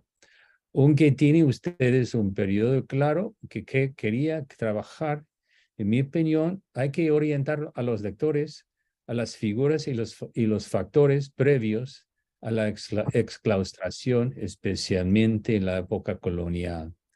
Esta orientación de fondo sería muy útil para los que tienen poco conocimiento de la trayectoria de la orden en Colombia en cuanto a los factores que han propuesto ustedes. Volviendo también al propuesto, al indagar sobre factores materiales, espirituales y sociales que han determinado la labor de la orden de predicadores en la época contemporánea. Considerando estos factores, me parece que deben mostrar más el hilo conductor de la orden de sus comienzos en Caleruega con Santo Domingo hasta la fecha en que termina su segundo volumen. Sí, un poco más de análisis trasfondo, es más difícil cumplir más fuertemente su investigación cita de indagar sobre los factores materiales, espirituales, sociales que han determinado la labor de orden. Fin de cita. Segundo, les pregunto, ¿habría posible que hubiese pedido a algunos investigadores que han trabajado la rama femenina de la orden un poquito más? De lo que leí en los 2 volúmenes, me parece que esta voz y sus aportaciones se faltan. Si considerasen bien el primer punto, el segundo es sus próximos esfuerzos investigativos, me parece sería un mejor resultado en lo que propusieron ustedes. Un objeto del estudio, cita, un objeto de estudio de la búsqueda de la entidad dominicana en Colombia, el primer volumen, página 20. Muchas gracias por su tiempo. Muchas gracias. Muchas gracias, profesor David. Yo creo que también podríamos sintetizar esta intervención en el deseo de comprender, más que juzgar, sino comprender, que era un postulado tan importante de la filósofa del siglo XX, Hannah Arendt. Ahora nos permitimos pasar al momento de las preguntas. Entonces, el auditorio que se encuentra aquí presente podría tal vez plantear algunas preguntas a Fray Juan Francisco, que es el coordinador de la obra, o tal vez al padre Carlos Mario, que también escribió un capítulo, o tal vez alguno de los ponentes. Entonces, mientras que ustedes van pensando sus preguntas, yo quisiera permitirme leer algunos comentarios que están acá en el chat. Uno es de Sofía Pris nos dice: felicitaciones a los autores por este trabajo fundamental para el conocimiento del itinerario y camino de la Orden de Colombia y comprensión de su presente. Muchas gracias, Sofía, por acompañarnos por Facebook Live en esta tarde de hoy, en el lanzamiento de nuestro libro de la provincia dominicana en Colombia, de la supresión a la restauración. También tenemos un comentario de Fray Atanasio Flores Molina. Un gran saludo para Fray Atanasio, que nos escucha desde Dublín, y nos dice: saludos y felicitaciones a los autores, investigadores y a cada quien que hizo parte de estas obras. Qué mejor momento para rendir un homenaje a quienes no conocimos, pero que gracias a ellos y a sus sufrimientos y tenacidad hoy somos lo que somos. Y nos queda ahora en nuestros hombros esta delicada tarea de no traicionar los sueños y avatares de quienes hoy solo tenemos sus nombres, documentos y energías regadas en el ahora. Many blessings from our priory in Dublin 24 something. Listo, entonces, bueno, las preguntas con las que tal vez podríamos iniciar este conversatorio, la invitación es que ustedes también las hagan, que no tengan timidez de hacerlas, pero una pregunta tal vez con la que podríamos iniciar este conversatorio es: cuando los dominicos franceses llegan a Colombia en 1939, ¿cómo lo perciben los frailes colombianos? ¿Puede existir una similitud con la escena de 100 años de soledad de García Márquez, en la que José Arcadio Buendía se siente impactado por la aparente novedad que trae consigo Melquiades? Bueno, David, muchas gracias por la pregunta. Yo creo que hay muchas percepciones, es decir, creo que en 100 años de soledad la mayoría de personas reaccionan con asombro ante las novedades de Melquiades. Recuerdo una escena, tal vez él llega con el hielo y la gente se impresiona de ver el hielo, la mayoría tiene como una reacción similar. Lo que pasa cuando llegan los dominicos de Francia a Colombia es distinto porque hay miradas naturalmente distintas dependiendo de quién mira. Tal vez los más jóvenes son los que se sienten más atraídos por estos extranjeros. El hecho de ver otros modelos de ser un dominico, otras maneras de ser dominico, otras lenguas de cifrar el carisma dominicano es algo que les impresiona. La manera de aproximar también un trabajo como el estudio y el estudio insertado en el carisma de la orden es algo que los cautiva sobremanera. Yo me acuerdo que un fraile que yo entrevisté, Fray Domingo Lozano, que murió el año pasado, decía que él se sentía muy estimulado de poder aprender una lengua, de poder aprender el francés. Y eso simplemente ya, digamos que abría sus horizontes de comprensión sobre lo que es la orden, no solamente cómo se vive en Colombia, sino cómo se puede vivir en otras latitudes del planeta.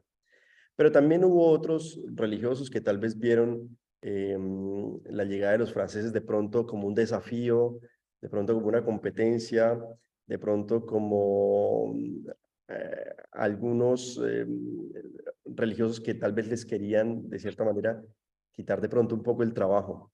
Es decir, las reacciones pueden ser muy diversas y eso es muy interesante porque eso muestra que la provincia ya en la época también tenía frailes de personalidades muy distintas y que es precisamente en la diversidad de estas personalidades que también se va redefiniendo la identidad dominicana en el país. Tal vez no se podría reducir o simplificar a una sola reacción, pero sí, más bien había una diversidad de miradas. Sí, y hace, por ejemplo, un momento la profesora Cintia nos decía que, o nos recordaba, pensando en el libro, que muchos de los dominicos franceses llegaron con una idea del ideal dominicano y que se encontraron con una confrontación porque los dominicos colombianos tenían otra. Por un lado, los franceses tenían la idea de una vida muy observante, de la liturgia, del hábito, de todas estas situaciones, y por el contrario, los dominicos colombianos tenían una intención muy pastoral, muy de salir. Y ahí también uno ve cómo la historia también marca los conceptos y le da otro sentido a los conceptos, porque bien distinta la historia francesa que la historia pues colombiana. Quisiera preguntar si tal vez el profesor David o Cintia, la profesora Cintia, o alguno de los asistentes que está acá en el auditorio desde Tunja, Colombia, tiene alguna pregunta o alguna apreciación acerca de esta obra. Bueno, yo una pregunta que le hice ya a Juan, pero que me parecía bueno que la cuentes, es los motivos del cambio del nombre de la provincia, que me ha parecido como muy sugerente lo que me decía Juan. Claro, Cintia, simplemente para contextualizar al auditorio y a las personas que nos ven en Zoom y en Facebook, la provincia fue creada en el siglo XVI, también para responder un poco a nuestro querido David, que nos señalaba la ausencia de este capítulo sobre la fundación de la provincia, los orígenes en el siglo XVI. Fue fundada bajo el patrocinio de San Antonino de Florencia, un santo italiano. Sin embargo, a mediados del siglo XX se cambia el patronazgo de San Luis Bertrán de San Antonino de Florencia a San Luis Bertrán. Hay un argumento histórico que es esencial y es que San Luis Bertrán fue un misionero español en Colombia, en Santa Marta, en Cartagena, en la región que hoy en día conocemos como Valledupar, en el siglo XVI. Sino que San Luis Bertrán no fue canonizado sino hasta en el siglo XVII. Es decir que al momento de la fundación de la provincia todavía no era un santo, entonces no podía ser declarado patrón. Entonces hay este primer vínculo histórico. Pero me parece que también hay bajo los gobiernos del padre Ariza, a mediados del siglo XX, hay un interés, y también pasa con los dominicos de León, hay un interés por buscar la gloria del pasado y por redefinir, excúsenme que estas palabras ya las hemos repetido varias veces en esta tarde, redefinir la identidad de la provincia. Se redefine de varias maneras, por ejemplo, cambia la geografía de la provincia, se fundan nuevas comunidades en el país y las comunidades que estaban en Venezuela, que eran de la provincia colombiana, se suprimen y las fronteras de la provincia ya no son Venezuela y Colombia, sino solamente Colombia. Entonces hay un cambio de este rostro de la provincia y ese cambio se quiere manifestar también por el cambio de sus símbolos. Y un símbolo nuevo es el de San Luis Bertrán. San Luis Bertrán, entonces, es declarado patrono para promover las misiones de la provincia, porque es en los años 40 cuando se hace ese cambio de patronazgo, cuando también se asumen las misiones en el Catatumbo, que es cerca de la frontera con Venezuela. Pero también es cuando se está hablando de la famosa gloria del pasado. Lo decía Cintia hace un momento, la gloria para los franceses y para los colombianos no es lo mismo, pero para los colombianos hablar de gloria del pasado era hablar de la gloria de estos misioneros que habían sido grandes, de este misionero San Luis Bertrán que fue santo. Pero también era, digamos, apostarle a nuevos proyectos como proyectos educativos, como la restauración de la Santo Tomás. Entonces, digamos que el cambio de un patronazgo no es simplemente rezarle a otro santo distinto, sino que es también, digamos, como un proyecto para una redefinición identitaria. Es decir, San Luis sirve esos intereses en los años 40. Excelente. Y gracias, Cintia, por la pregunta y David, y gracias por sus intervenciones que he apreciado mucho. Muchas gracias y tenemos una pregunta desde el auditorio. Entonces, muchas gracias por formularla. Muchas gracias. Mi nombre es Monguí Giovanni Alcides, docente y secretario de División de Ciencias Jurídicas y Políticas. Dentro del proceso del fenómeno radical, liberal y las reformas que llevaron consigo la supresión, la exclusión de las órdenes, en Colombia se vivió el fenómeno de tratar de mitigar ese proceso educativo con varios grupos religiosos y varias órdenes religiosas a través del paso de la educación superior a un paso de educación primaria como una fuente inspiradora de la confianza institucional que se da en este momento del radicalismo y del Estado federal colombiano. Ese Estado federal colombiano que lleva consigo la persecución de los padres, de las órdenes religiosas, pero que los ciudadanos de buen vivir confiaban en la educación. Nuestra orden de predicadores en ese momento de la supresión y la exclusión tuvo alguna incidencia en el papel educativo de la primaria durante los Estados Unidos de Colombia y luego cuando viene nuestro presidente Rafael Núñez con la regeneración y luego con nuestro presidente Rafael Reyes, el republicanismo que se da y el paso de 1910 a 1930 en la consolidación de un gobierno conservador que va a estar hasta los inicios de 1940. Ese es el factor inicial y para también complementar, decir que ese evento restaurador que se va a venir en el siglo XX va a permitir no solamente el paso a la educación superior, sino que va a abrir las puertas desde una perspectiva mucho más amplia en el pensamiento, no solamente de los partidos o las ideologías que estaban allí, sino que cuál es el papel de la orden desde el punto de vista ante el factor de las liberalizaciones de mercado y el grupo o Partido Comunista en Latinoamérica. Muchas gracias.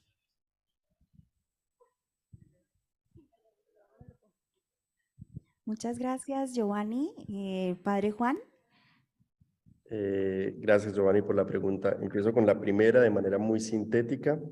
Hay que saber que hasta antes de la exclaustración, es decir, hasta antes de 1861, los dominicos estaban sobre todo comprometidos en el ámbito de la educación, digamos, superior, que como le llamamos hoy en día, superior, es decir, estudios y diplomas universitarios.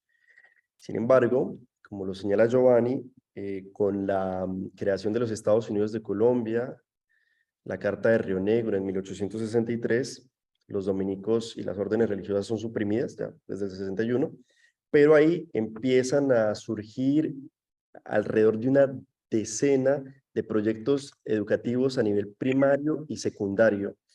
Y es muy interesante porque en esa época se ha declarado, estos gobiernos ultraliberales han declarado la libertad educativa. Es decir, que digámoslo de manera un poco simple, se pueden fundar escuelas sin mayores requisitos. ¿Y cuál es el problema? El problema es que en muchos lugares de la Colombia de aquella época o de los Estados Unidos de Colombia, el Estado deja de asumir la responsabilidad educativa. ¿Por qué? Por el pretexto de esta famosa libertad educativa. En ese sentido, muchos dominicos exclaustrados fundan escuelas. Lo que les digo, alrededor de unas 10 escuelas se fundaron en esa época. Sin embargo, fundar una escuela primaria o secundaria no era algo sencillo, sobre todo por temas financieros. Habría que también ver con un poco más de profundidad cuál porcentaje de la población en aquella época del siglo XIX tiene verdaderamente acceso a una educación primaria y secundaria. Los niveles deben ser muy bajos. En todo caso, mantener una escuela, encontrar personal, libros de texto y aulas para fundar escuelas era algo muy difícil. Por eso, estos dominicos exclaustrados fundan algunas de estas instituciones, pero la mayoría de ellas tienen que cerrarse al cabo de 3, 4 años, simplemente porque o no hay el personal suficiente o no hay los recursos suficientes. Entonces, sí hubo un compromiso, digamos, de los dominicos en esa época, aunque de manera, digamos, muy diseminada y en periodos muy cortos. Luego, en la primera mitad del siglo XX hay algunas instituciones insignes de educación primaria y secundaria, como lo son el Colegio Jesús, María y José en Chiquinquirá, o como lo es el Colegio de María Inmaculada en Rubio, Venezuela, que es también de la provincia de Colombia, o finalmente el Colegio de Santo Tomás en Zapatoca. Sin embargo, por ejemplo, el Colegio de Zapatoca es una experiencia que dura apenas 20 años, no logra consolidarse, y el Colegio de Jesús, María y José, que es el colegio, digamos, tal vez más antiguo en Chiquinquirá, es un colegio que sufre algunos ataques de los gobiernos liberales, sobre todo en 1938, cuando es nacionalizado. Hay un texto de un historiador que se llama Thomas Williford, que habla sobre cómo los colegios religiosos en la década del 30 fueron instrumentalizados para atacar de cierta manera las obras educativas de la iglesia. No solo el caso de los dominicos, también hubo un caso de los jesuitas.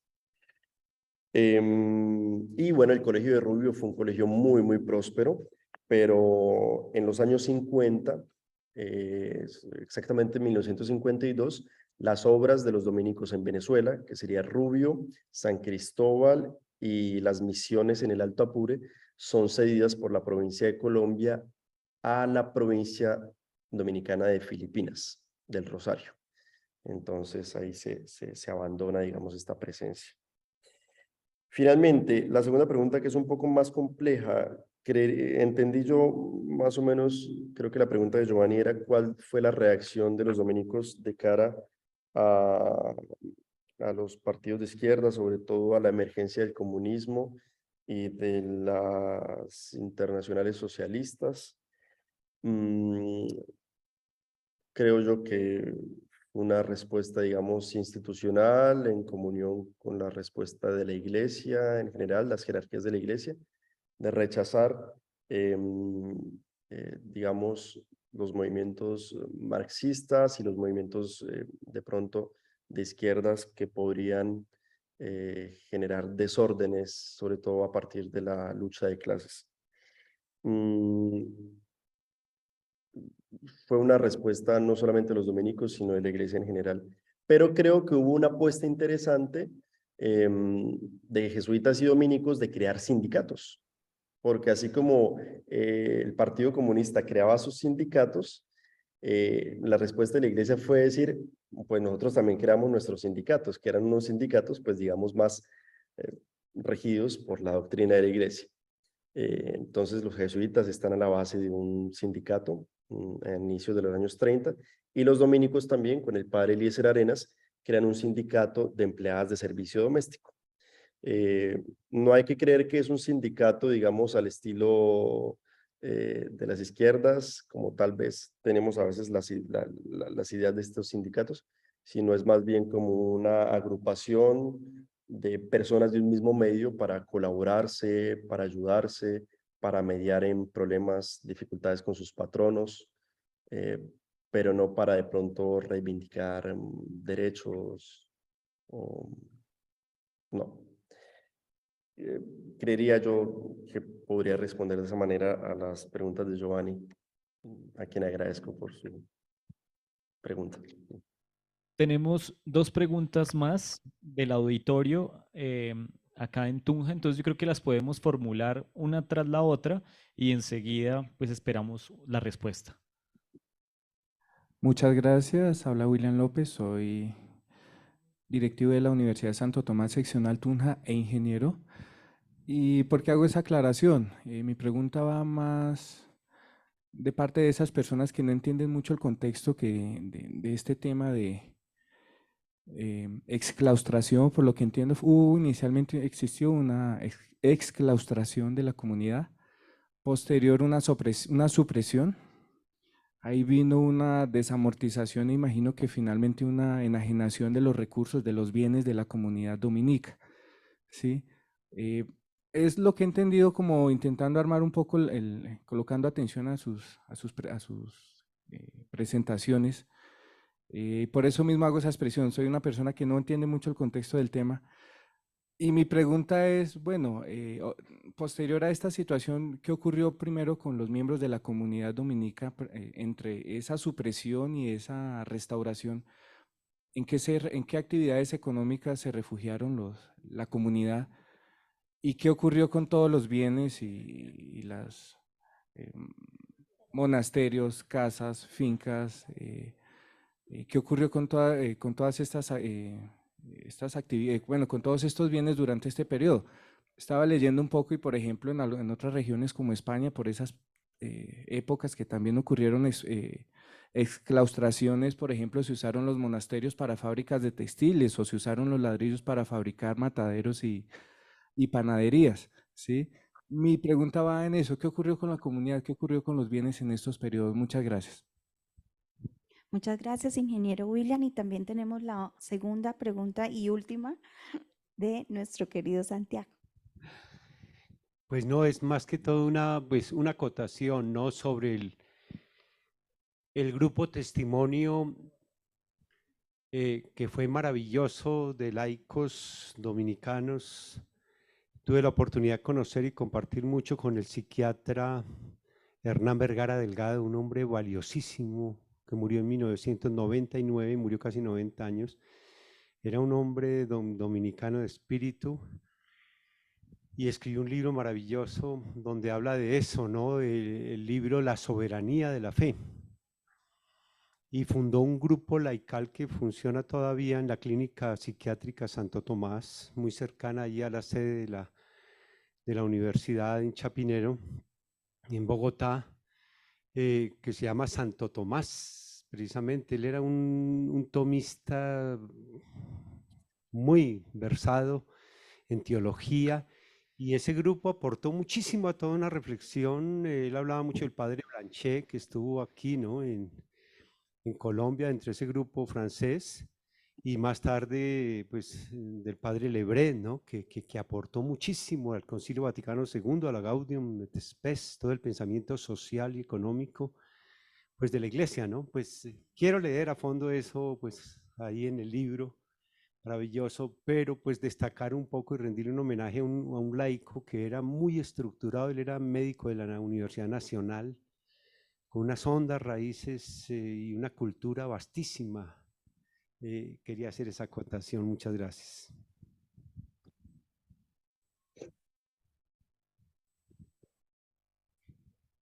Bueno, pues muchas gracias a nuestros participantes. Y padre Juan, si quieres, entonces las dos preguntas que tenemos y una que tenemos en Zoom para dar respuesta a esas tres preguntas. ¿Te Hacemos parece? la pregunta de una vez por Zoom para que la responda en la respuesta a las otras dos, o la dejamos de última.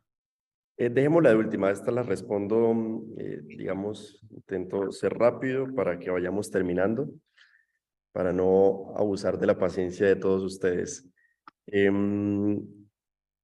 Bueno, empiezo con el profesor Santiago. Sí, el doctor Hernán Vergara Delgado fue el principal aliado del padre Blanchet.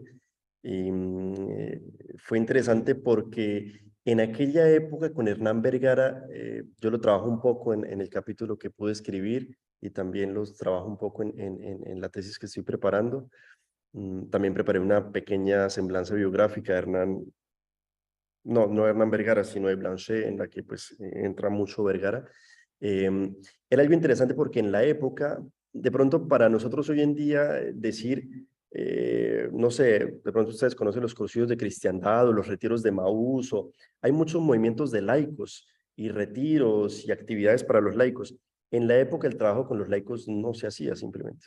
O sea, en la época la práctica de la fe de un católico era sus sacramentos, ir a la Eucaristía, que por demás era en latín, entonces seguramente no entendía mucho, hacer sus actos devocionales y ya. Es en los años 30 cuando empieza, por ejemplo, un teólogo como el padre Congar a hablar de la teología de los laicos y hablar de los laicos en la iglesia. Con Blanchet y con Vergara se crea este famoso grupo, la Fraternidad de Santo Tomás y la revista de Testimonio, y es, digamos, de cierta manera revolucionario porque es permitirle a los laicos que ellos empezaran a leer los textos de la doctrina católica, a hablar sobre ello en público. Incluso Hernán Vergara predicaba en una iglesia católica un jueves santo, creo que fue, o un domingo de Ramos, en su parroquia, él predicó. Entonces eso era algo de cierta manera un poco revolucionario en la época. Y es un tema realmente muy interesante sobre el cual el profesor Santiago encontrará elementos en el segundo volumen. Y para el ingeniero William, le agradezco mucho por su sinceridad y por su tranquilidad también para manifestar sus inquietudes. Sí, ¿a qué actividad económica se dedicaron los religiosos exclaustrados luego en 1861? Se dedicaron a ser curas, digámoslo así, de parroquia o a ser misioneros, como lo mencionaba el profesor David Sáenz, haciendo una cita hace un momento de Fray Buenaventura García. Él era un misionero en la selva y pues era mantenido por la comunidad, y en intercambio este fraile pues les daba les enseñaba el catecismo, celebraba los sacramentos con ellos, rezaba las novenas. En su relato biográfico dice cómo celebraba la novena de aguinaldos con los indígenas en los llanos de San Martín. Pero el otro gran resto de frailes que fueron sacados de sus conventos, pues se fueron por todo el país a trabajar como curas párrocos o como vicarios parroquiales. Digamos que esto es importante porque no es solamente el hecho de que vive un dominico fuera de su convento, sino que aquí hubo de cierta manera como un atentado directo a la identidad dominicana, porque la identidad dominicana es eminentemente conventual. Pedirle a un fraile que se vaya a vivir como un cura de parroquia era de cierta manera forzarlo a cambiar su estilo de vida, a forzarlo a cambiar también su manera de trabajar, de pronto ya no enseñando en una facultad o en un colegio, sino viviendo de los sacramentos. Y eso no es propio del carisma dominicano, pues a eso no se restringe, quiero decir, el carisma dominicano. Entonces digamos que sí hubo una mutación obligada del carisma. A eso se dedicaron. Hubo otros dominicos que murieron simplemente por la edad. Hubo unos 2 que murieron enfermos en la selva. De hecho eran jóvenes, uno era un diácono y murió por enfermedad en la selva, por seguramente las aguas insalubres. Y hubo otros que simplemente dejaron de ser frailes y regresaron a sus familias, se pusieron a trabajar en otras cosas. ¿Qué pasó con los bienes? Los conventos fueron destinados para oficinas del Estado. Cito, por ejemplo, el caso del convento de Santo Domingo en Bogotá, donde hoy en día es el edificio Murillo Toro. Luego de la exclaustración, ese convento sirvió de salas para el Congreso, de salas para los correos postales, de sala de exposiciones, de escuela de música. Sirvió para oficinas del Estado. Los conventos nunca regresaron a la orden. Lo que pasó con el convento de Bogotá, lo que pasa todavía con el convento de Tunja, nunca regresó a la orden, es hoy en día la sede de la comandancia de la policía. Y bueno, tampoco había muchos conventos, eran apenas 3 conventos en la época. ¿Qué hicieron? Sí, y luego muchos bienes, casas, fincas, préstamos, pasaron al Tesoro Nacional. Muchos de ellos fueron subastados. Hay un artículo muy interesante, en este momento se me escapa el nombre del autor, pero hay un artículo económico sobre lo que se produjo de esa exclaustración. Hay un tema que es muy curioso. con lo que se exclaustró a los dominicos, con los bienes que se les nacionalizaron, que se desamortizaron, y también al resto de comunidades religiosas, hubo una nueva ola de creación de banca nacional. En unos 20 años se crearon alrededor de 12 bancos. Entonces, eso muestra que los bienes de los religiosos pasaron a alimentar los capitales de esos bancos nacientes. Muchos otros, en vez de alimentar el Tesoro Nacional para pagar deuda o para simplemente auxiliar la banca del Estado que estaba desangrada por las guerras civiles, muchos de esos bienes simplemente pasaron a amigos de los gobernantes del momento, a miembros, hombres poderosos de la capital o de las élites políticas, y no cumplieron el objetivo de sanear las cuentas del Estado.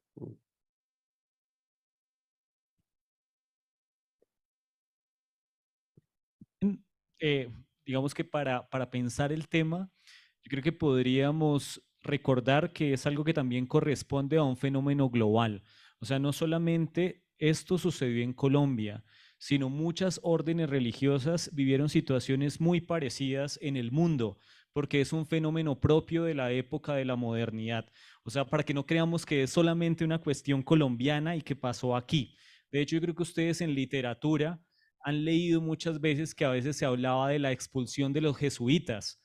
Yo creo que también este libro es interesante porque nos narra que también hubo una expulsión y hubo un destierro también de los dominicos para el caso colombiano. Bien, pues para finalizar vamos a leer acá unos comentarios y vamos a hacer una última pregunta. Les agradecemos a todos por el tiempo y también a Fray Juan Francisco, que es creo que más de medianoche en Francia en este momento. Fanny Barreto dice, felicitaciones a la USTA por tan importante obra. En estos momentos de tanta polarización va a ser de mucha importancia para ayudar a entender la investigación histórica en la construcción de la realidad nacional. Sofía Brims dice, considero de enorme valor la sugerencia de Fray David sobre la incorporación de las voces y gestión femeninas que estuvieron sin duda presente en la historia de la orden del siglo XIX. Y acá hay otro que dice, excelente presentación que nos invita a pensar en historias comparadas con obras, con otras realidades de nuestro continente. Y hay una pregunta que es, ¿cómo entendían los frailes en general el Estado liberal en esta época? Felicitaciones por esta valiosa obra y muchas gracias por la muy buena presentación de esta tarde. Un cordial saludo desde Uruguay. Gabriela de las Mercedes nos dice saludos cordiales desde Buenos Aires. Hasta el próximo encuentro que espero sea pronto para seguir hermanando estudios y preguntas. Y Fanny dice, es innegable la importancia que en la construcción de la nacionalidad y en la estructuración de la república tuvo la educación impartida por las comunidades religiosas. Un ejemplo a seguir para no decaer y continuar con esa bella y loable misión. Y Fray Atanasio dice, haciendo creo que un comentario relacionado con los bienes que les quitaron a los dominicos en el siglo XIX, dice, como pasa con la SAE ahora. ¿Se han escuchado el tema de la SAE, que son los bienes de la mafia que se los están de cierta manera como sí, haciendo lo que quieran con ellos? Dice, en cuanto a bienes incautados a la mafia. Bueno, entonces no sé qué nos quiera decir Fray Juan Francisco para terminar. Antes, agradecerles a todos por su presencia. Ahorita, tan pronto termine la intervención de él, vamos a mostrar unos códigos QR en donde ustedes van a encontrar los libros para que se los puedan llevar en magnético y pues los lean. La intención de este evento y de este lanzamiento es que ustedes lean los libros y que saquen también sus propias conclusiones. Bueno, creo que estoy proyectando ahí el código QR del primer volumen para que el que desea lo escanee, y ahora muestro el del segundo. Y termino con la pregunta que ponen sobre cómo ven los dominicos el Estado liberal en la época. Pues es una pregunta supremamente amplia que creo que no podré responder completamente, no, creo que simplemente daré algunas pistas. Pero creo que es una excusa perfecta para precisamente aproximarse a, al primer volumen, que es el que estoy mostrando ahí, porque ahí hay un texto muy, muy bueno sobre precisamente la relación de los dominicos y la política. A finales del siglo XIX, cuando hay la exclaustración, pues los líderes liberales como Mosquera son vistos con mucho recelo por los dominicos. Incluso antes, los líderes liberales son vistos como enemigos de la iglesia. Se utilizan muchos adjetivos para referirse a ellos, porque se considera que el proyecto liberal de separar la iglesia y el Estado no es simplemente para que el Estado tenga autonomía y de pronto para respetar una cierta libertad religiosa, no solo de la iglesia, sino de otras confesiones, sino que se ve como un ataque directamente contra la iglesia, que es lo que de cierta manera se puede ver con la exclaustración. Pero no todos los líderes liberales son vistos de esa manera. Por ejemplo, el general Julián Trujillo es el que empieza a restablecer las relaciones entre los Estados Unidos de Colombia y la iglesia. Es con él con el que se empiezan a restablecer las comunidades religiosas en el 1878. Es él el que envía emisarios y delegados suyos a la Santa Sede. Y es él el que permite, digamos, el ascenso también, el que prepara el camino para el ascenso de Rafael Núñez. Luego, en el siglo XX, está la República Liberal, que empieza en 1930. Es vista también como con cierto recelo, es vista también como con cierta revancha. ¿Por qué? Porque, sobre todo con la encíclica Pascendi, el Papa había condenado el liberalismo como una doctrina, digamos, mucho más amplia, pero tal vez en Colombia se entiende como si se hubiera condenado al Partido Liberal, de ahí la expresión de que matar liberales no era pecado. Pero bueno, como les digo, esta pregunta tiene tanto de ancho como de largo. Me limitaré a decir que en la República Liberal la iglesia sí, de cierta manera fue atacada, pero también hubo una explosión de obras de la iglesia, porque si se sacaron a líderes católicos de instituciones del Estado, por ejemplo, de universidades, lo que hizo la iglesia y lo que hicieron las comunidades fue crear sus propias universidades, sus propias instituciones, en el marco de la libertad religiosa. Entonces, digamos que, como dicen nuestros papás, no hay mal que por bien no venga.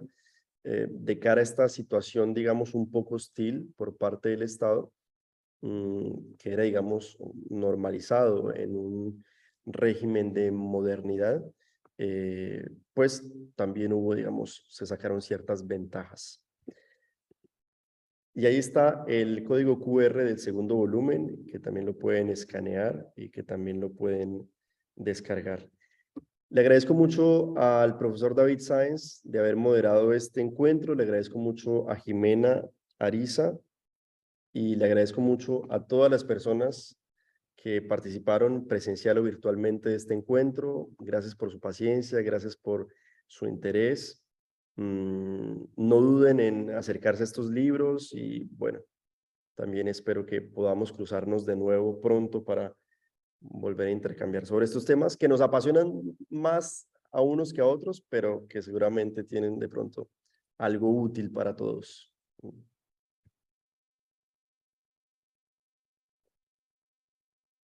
Le devuelvo la palabra al profesor David Sáenz.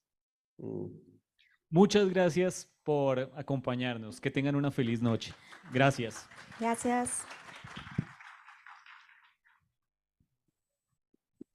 Gracias, bien hecho. David, gracias. David y Cintia, Gracias. gracias. Por aguantar mi rollo. Felicitaciones, Juan, muy buen trabajo. A ustedes, muchas gracias.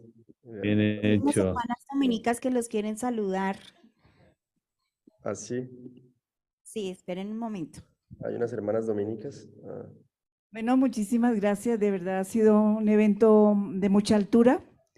Nosotras no somos historiadoras, pero quedamos supremamente interesadas en el tema de cómo hacer historia, una historia que supera la cronología y quedan sobre el post ya el tema de del dominicanismo en femenino, en el cual nos encontramos nosotras nuestra propia identidad, las congregaciones dominicas surgidas en Colombia y las laicas que han hecho historia pero que no aparecen sus nombres. Muchas gracias, felicitaciones. Y por tus comentarios, por ejemplo, la invitación a hacer diálogo con los libros, muy amables. Gracias a ti. Muchas gracias.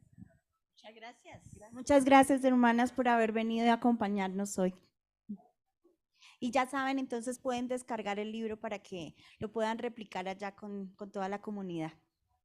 Gracias. Bueno, los dejo descansar. Un Y abrazo bueno, grande. buenas noches, que descanses. Muchas Gracias. Buenas gracias. noches. Oye, Chao. última palabra. Estamos terminando, espero que podamos entregar el manuscrito a la casa editorial antes de la Navidad, las fiestas navideñas, quizás después. Tenemos 19 capítulos. Yo creo que son 4 sobre los dominicos y las dominicas en la época colonial en Colombia. Ok, me Es- interesa. Va a ser un capítulo sobre la Virgen de Chinquiquirá, el santuario de Chinquiquirá, también sobre la vida monástica. Son 3 a lo mínimo, quizás 4 capítulos, no me recuerdo. Son Y de las 19 beatas, capítulos. de las mujeres beatas. Exactamente. Son capítulos excelentes. Son excelentes los Ah, capítulos. una historia preciosa tienen, Juan, en Colombia. Me ha encantado hacer una inmersión. Pues Juan, ¿por qué no pensaban ustedes poner un capítulo introductorio sobre la orden? Quizás no entendí muy bien por qué no lo David, hicieron. porque ya ha habido otras obras precedentes que han tratado ese tema. Entonces, digamos que en un principio a mí particularmente, mis compañeros de trabajo sí comentaron esa posibilidad, pero pues ya ha habido otras publicaciones sobre ese tema. Entre ellas, pues destaca, por ejemplo, la tesis de William Elvis, a quien escuchamos hace un par de meses. Sí. Muy completa y muy buena. Y entonces, Pero pues, quizás algunas páginas de introductorias, sí, yo creo que sí. Y 5, sabes 10, que es 15 importante páginas. porque yo, por ejemplo, cuando hablo siempre de mi tema de investigación acá, me preguntan que si es que los dominicos de León fueron a fundar a Colombia. Entonces, siempre es útil explicarles que la provincia en Colombia existía desde el siglo XVI. Es el valor que tendría, porque lo que pasa es que si una persona solo tiene este ejemplar de su trabajo, Sí, van a pensar que se fundó sí, exactamente. Es una de las... Yo estoy pensando como si fuera un investigador aquí, solo tuviera la publicación, los 2 volúmenes de ustedes. Ajá. Pero ¿sabes qué? También pienso que es muy loable